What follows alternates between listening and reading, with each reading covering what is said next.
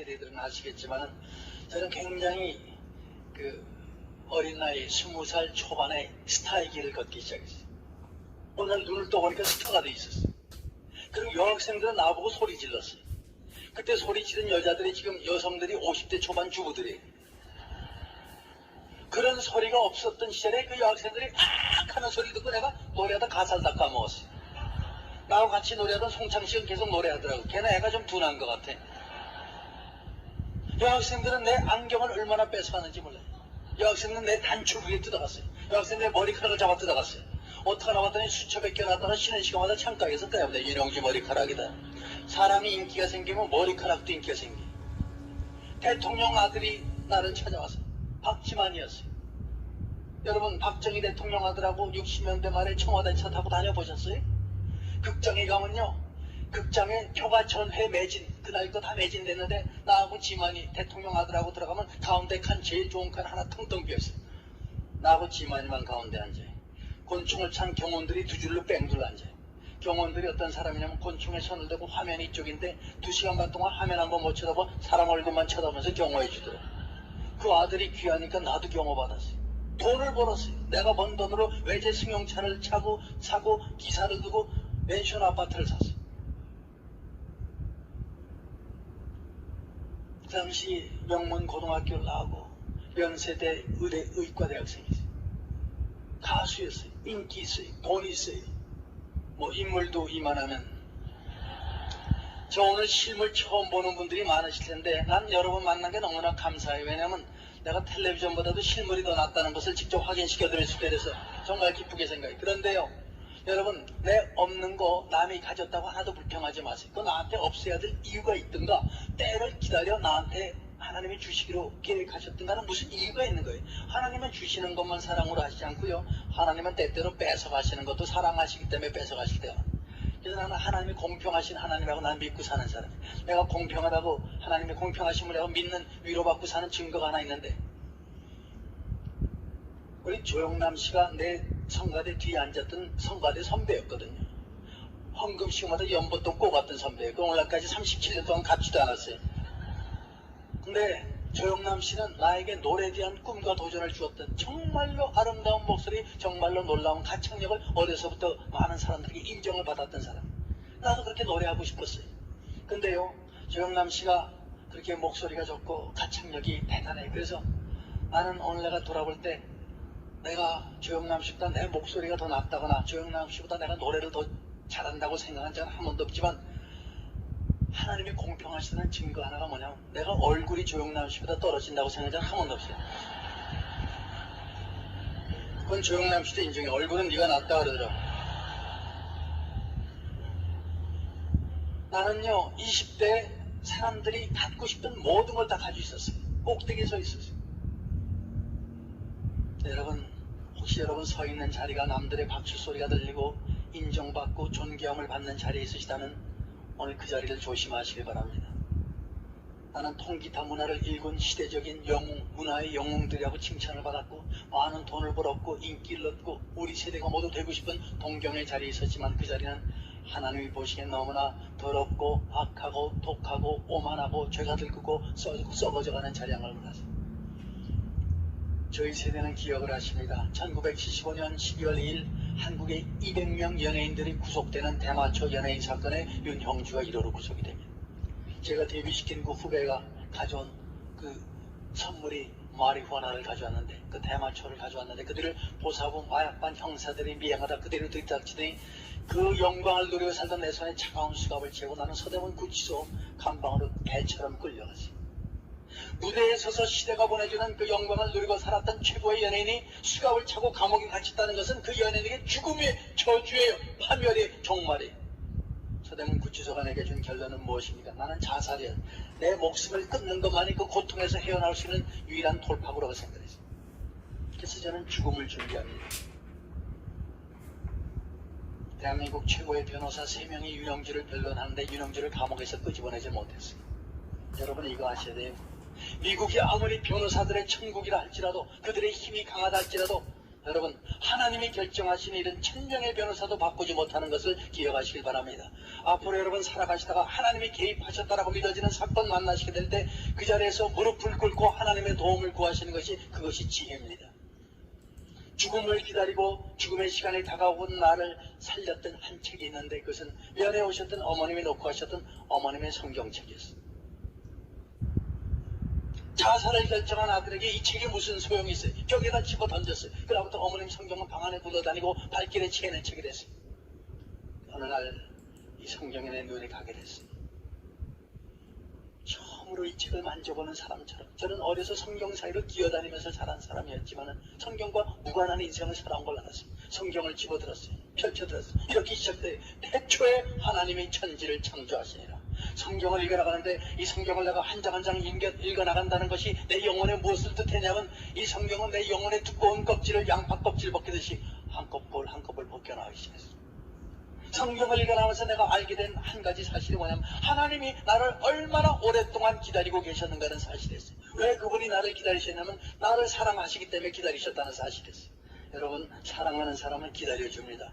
용서하고 용납해요. 참아줘요. 포기하지 않아요. 나를 살렸던 그 말씀, 이사야 43장 1절에 나오는 그 말씀, 그 영하 17도 되는 그 추운 겨울밤 성경을 읽어나가던 한 죄수의 영혼에 이 말씀이 와서 닿는 순간 마치 망치에 깨지는 무슨 호두껍질처럼 이 말씀은 내 지난날의 인생관과 가치관과 기준과 개념과 철학을 다 무너뜨리기 시작하는데 야곱아 너를 창조하신 여호와께서 이제 말씀하시느니라 이스라엘아 너를 조성하신 자가 이제 말씀하시느니라 너는 두려워 말라 내가 너를 구속하였고 내가 너를 지명하여 불렀나니 너는 내 것이라. 그분이 우리 인간을 창조하셨다는 사실이었습니다. 그러나 우리를 복된 동산 에덴에 있게 하셨건만 우리는 거기서 하나님이 하지 말라는 선악과를 따먹는 불순종의 죄를 짓고 인간은 죄로 말미암아 고통당하기 시작하는데 죄의 삭선 사망이었어요. 우리 인간이 얼마나 악할 수 있냐면 같은 어머니의 뱃속에서 난 동생 아벨을 돌로 쳐 죽였던 카인의 살인이 인류사의 첫 번째 살인이에요. 자기 동생을 돌로 쳐 죽였어요. 죄의 삭선 사망, 우리는 죽을 수밖에 없는 막다른 문턱에 이르렀을 때 그렇게 내팽개쳐도 될 하나님, 우리가 그런 형벌을 받아도 될 인간이었지만 하나님이 그렇게 안 하셨어요. 그분에게 아들이 있었는데 그분이 하나님과 동등한 본체라고 하시는, 그리고 만왕의 왕 만주의 주라는 분을 인간 땅에 인간 몸으로 인간 곁에 보내주시려 했어요. 그분이 만왕의 왕이셨지만 왕처럼 살질 않으셨어요. 그분은 베들레헴 마구딸 말구유에서 태어나시고 가난하고 소외되고 버림받고 귀신 들리고 병들고 죽고 싶은 인생 곁에 계셨어요.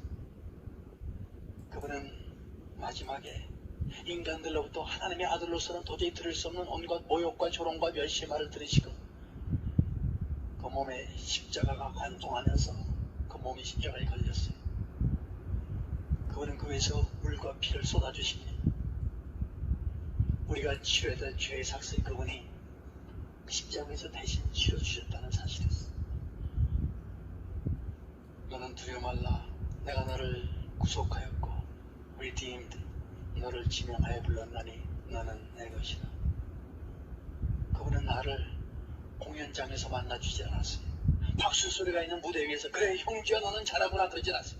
내 인생이 다 깨져버리고 무너져버리고 죽고 싶었던 자살이 내 인생의 해결이라고 생각했던 서대문 구치소 이사상 21방 그 겨울 감방에 나를 찾아와 만나주셨어요. 이상하죠? 서대문 구치소 혹시 갇혀보신 분 계세요? 인생이 끝나는 것 같아요. 근데 여러분 내 눈에 볼 때는 내 인생은 끝나는 자리였지만 주님은 시작하시는 자리였습니다. 서대문 구치소가 내게는 저주의 자리였지만 그분이 볼 땐 축복의 자리셨어요. 그분이 나에게 갖다 주신 비밀이 있어요. 알게 해주신 비밀이 뭔 줄 아세요? 여러분 가수를 미치게 하는 것은 내 노래 끝난 다음에 5,000명 만명이 박수를 보내보세요. 미쳐버려요. 그 맛에 가수합니다. 저는 금주의 인기가요 5주 연속 우승한 적이 있었는데 5주째 목이 메어서 그 생방송에서 노래를 못 불렀어요. 지난번에 열린음악회에서 송백안이라는 가수가 6번째 앵콜송 봤더니요 노래하다가 엉엉 울더라고요. 가수의 영혼을 미치게 만드는 게 박수와 환호성 소리. 근데 예수님은 어떤 박수 소리, 가수를 미치게 하는 어떤 환호성 소리도 한 번도 준 적이 없었던 내 영혼의 기쁨을 그분은 처음으로 주셨습니다. 어디서 공연장에 는 그 감방 안에 찾아오셨어요. 연예인을 미치게 하는 게 뭔 줄 아세요? 돈이 출연료. 우리 한 15분 노래하고 다른 사람 10달치 공급을 한꺼번에 받아요. 조성모라는 가수 한번 노래를 갔더니 아니 한 15분 노래하더니 얘가 한 2만 불 받아가더라고. 유승준이는 마찬가지. G.O.D 30분 노래하면 4만 불 받아요. 서태지 1시간에 8만 불 받아요.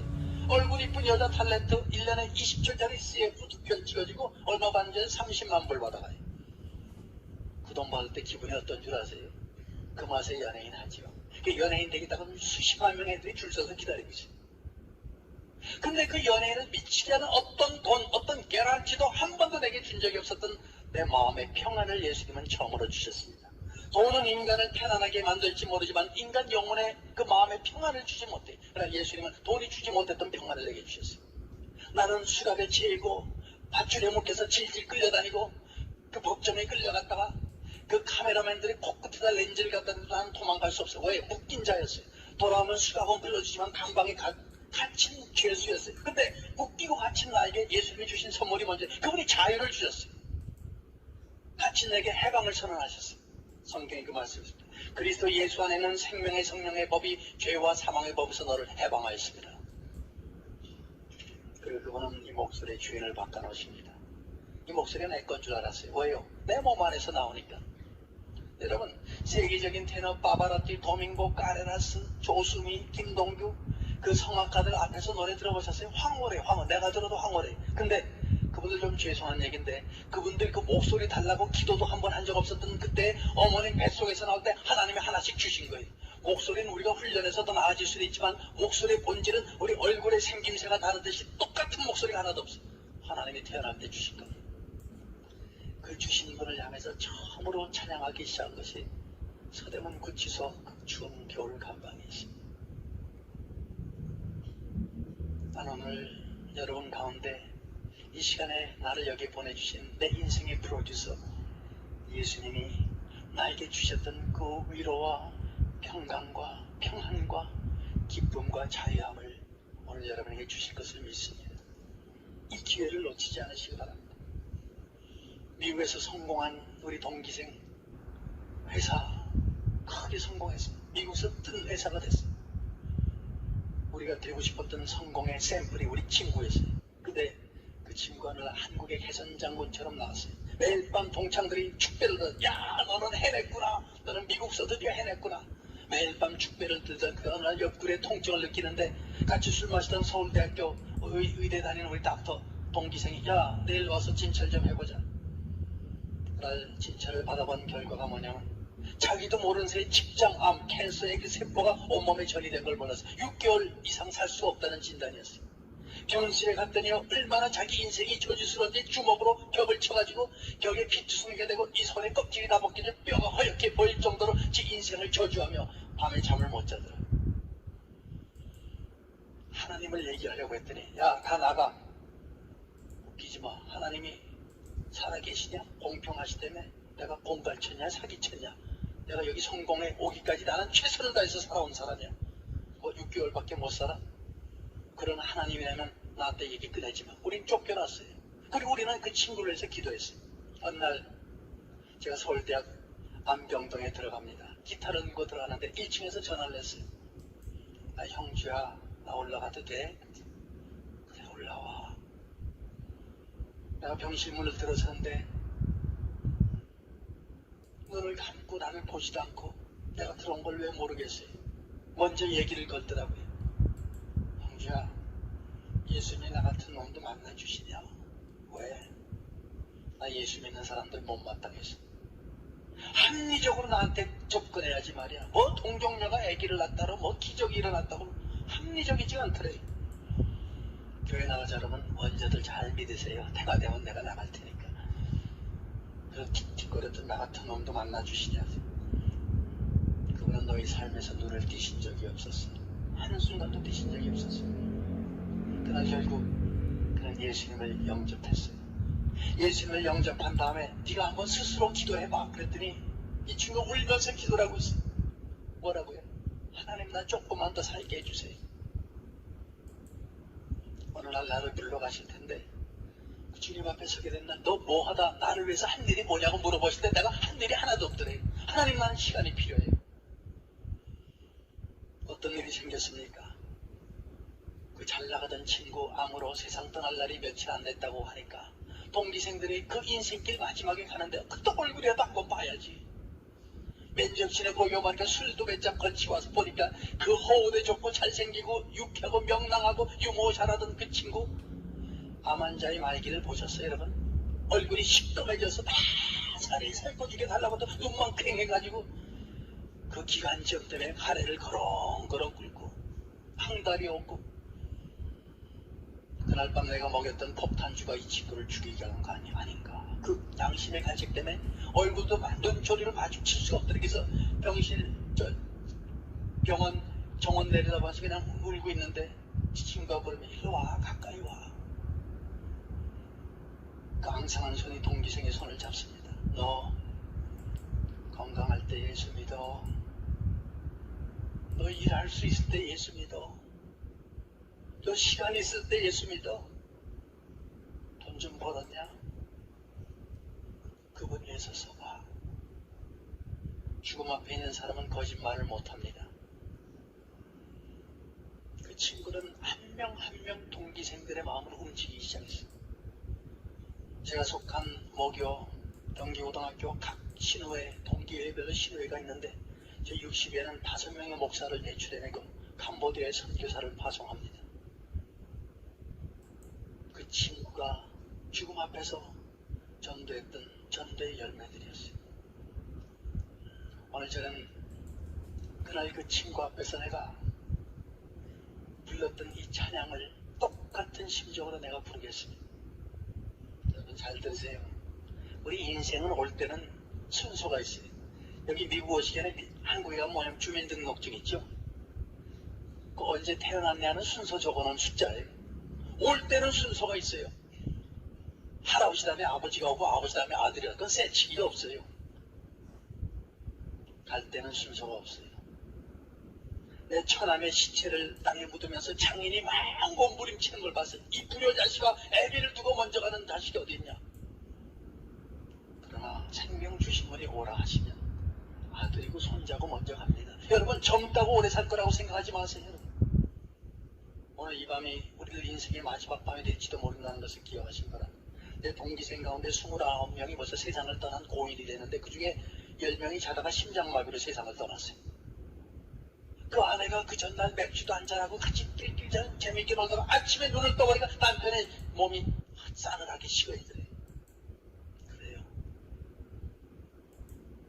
여러분 말은 안 하지만 오늘 점잖게 앉아있지만 내 마음에 있는 죄의 문제를 어떻게 할 겁니까? 내가 어떤 분 그랬거든요. 오늘 밤이 인생의 마지막 밤이면은 그 죄의 문제를 어떻게 할 겁니까? 죽으면 어떻게 될 것 같더니 글쎄 뭐 또 돌아다니겠죠. 또 돌아다녀요. 하나님 우리 죄에 대해서 참아는 주시지만 그분은 모든 죄를 심판하신다. 그 심판의 날 그 심판대 앞에서 살아남을 사람이 하나도 없어요. 우리가 감춰두고 가려두고 숨겨두었던 모든 죄들, 아내가 모르는 죄, 남편이 모르는 죄가 다 들춰지는 날 나는 내 죄를 보고 까무러쳐 죽을 거다. 그러나 우리가 그 무서운 형벌 심판의 날에 이르지 않을 특권을 주셨으니 그분 나를 위해서 십자가에 죽으신 예수 그리스도를 마음의 구세주로 영접하고 하나님의 자녀가 된 그들은 심판에 이르지 않는 특권을 주신다 했습니다. 여러분 더 늦기 전에 그분을 만나십시오. 오늘 여러분이 이 자리에 앉아있는 것은 여러분을 사랑하시기 때문에 기다려주신 그분의 사랑의 계획이 있었기 때문입니다. 다시 한번 여러분 가운데 그분이 찾기 원하시는 그 한 분이 누굴까요? 오늘 그분을 향해서 제가 이 찬양을 부릅니다. 죄인들을 위하여 주님 찾아오셨네. 주 안에 생명이 있네. 죄인들을 위하여 주님 찾아왔으나 사람들 영접하는 주님 영접하는 자 하나님의 자녀요 주 안에 생명이 있네. 주님 앞에 오시오. 어서 빨리 오시오. 주 안에 생명이 있네. 그날 서울대학교 안병동에서 불렀던 바로 그 찬양.